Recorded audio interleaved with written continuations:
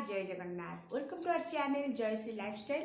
तो आज हूँ नवरात्रि आपण जानते नवरात्रि माँ दिन आसी जाइए। नवरात्रि आज हूँ प्रथम दिन माँ शैलपुत्री माँ आज पूजा।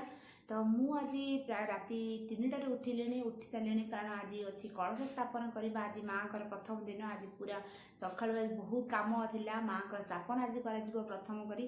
तो से राति 3टार उठी सब कम मोर नहीं सब जितेक पूजा अर्चना जहाँ सब सब कर सारे एवं आपण सहित पलि आसी कथापी। तो केमती कौन पूजा करुँची कौन कर सब आपण मैंने तो देखी आपण देखिए।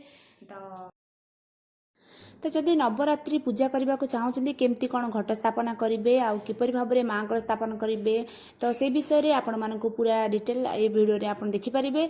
जदि वीडियोटी भल लगे निहत लाइक करूँ आ सांग मान सहित फैमिली मानक शेयर करूँ। ये वीडियोटी जार कम निहती भी आसो माँ जो मैंने चाहूे पूजा अर्चना करने निहती भी कम आसो।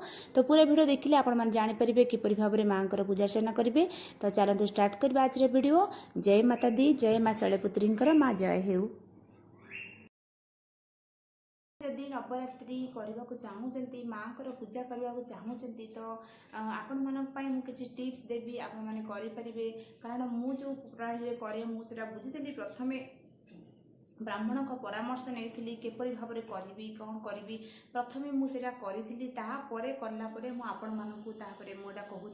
तो आपण मैंने जदि नुआ किसी नवरात्रि करने को चाहूँगी आपण मैंने टिप्स जानना कि केमती प्रणाली करेंगे कौन करेंगे। तो से भिडियोटा आपण मानक निहाती भाव में दरकार पड़ो। ये भिडियोटी निहाती आपण मानकर काम आसो भिडियोटी। तो जदि भिडियो नुआ अच्छा ताले चैनल को सब्सक्राइब करनी। तो चलतु स्टार्ट करवा आज वीडियो। तो नवरात्रि प्रथम 9 दिन धरी माँ पूजा करा जाए। 9 दिन पूजा रे प्रथम माँ शैलपुत्री माँ पूजा करा जाए। तो प्रथम दिन घट स्थापना करा जाए।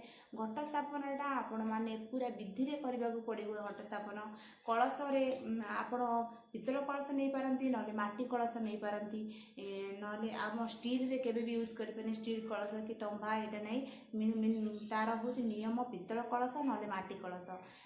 तो आपण माने कलश गोटे नेबे कलश भितर आपण जोटा घट स्थापन करेंगे ता भितर गंगा जल रखिए ता भितर देवे अरुआ चाउल देवे हलदी खंड देवे आउ पैसा देवे स्वर्ण मुद्रा किसी स्वर्ण अलंकार किसी जेकोसी आंगुठी मुदी हो कि लकेट हो कि कानफुल हो किसी स्वर्ण जिनस किसी भितर पकेबे ता भितर आमर गुजराती आउ लवंग से सब जिनस पड़ो। घट स्थापना तापर गंगा जल देवे पानी देवे चंदन देवे तापर जाइकरी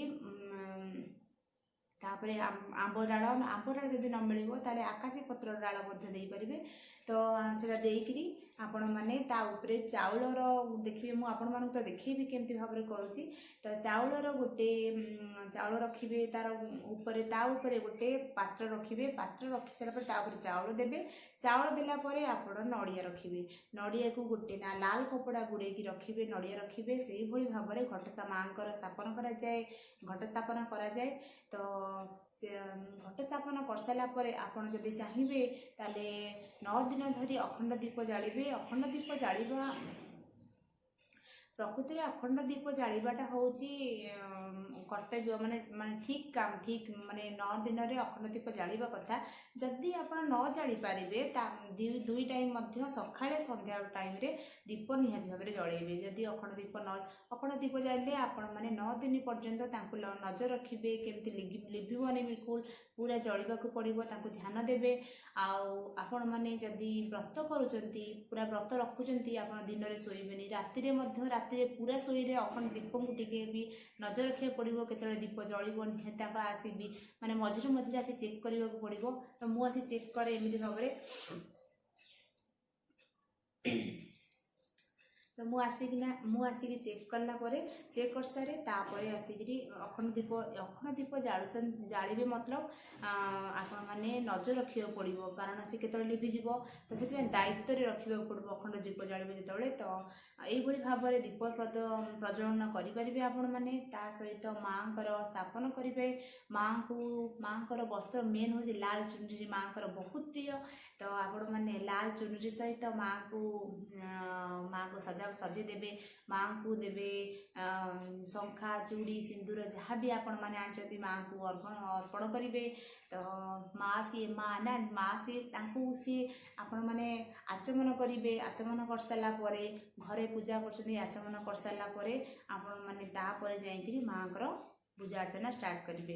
अर्घ्य चंदन कर्पूर तिलक सब लगे माँ को पूजा अर्चना करेंगे।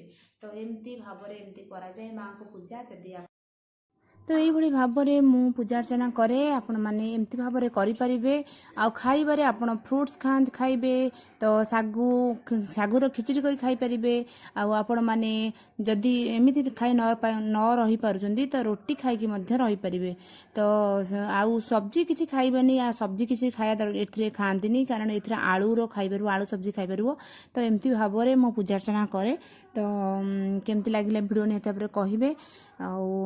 माँ देखो बहुत सुंदर माँ समस्त आशीर्वाद नियंतु माँ का समस्त मंगल करंतु। तो ये कहीकि मुझे भिडियो शेष करुच्ची पुणी देखा आ गोटे परवर्ती भिडियो रे मुझे फास्ट दिन भिडियो आपण देखली। तो सेकेंड थर्ड 9 दिन धरिकी व्रत रही। तो आपण मानक पुणी आ गोटे भिडियो सहित देखा रोचे। जय जगन्नाथ। जय माँ शैलपुत्री।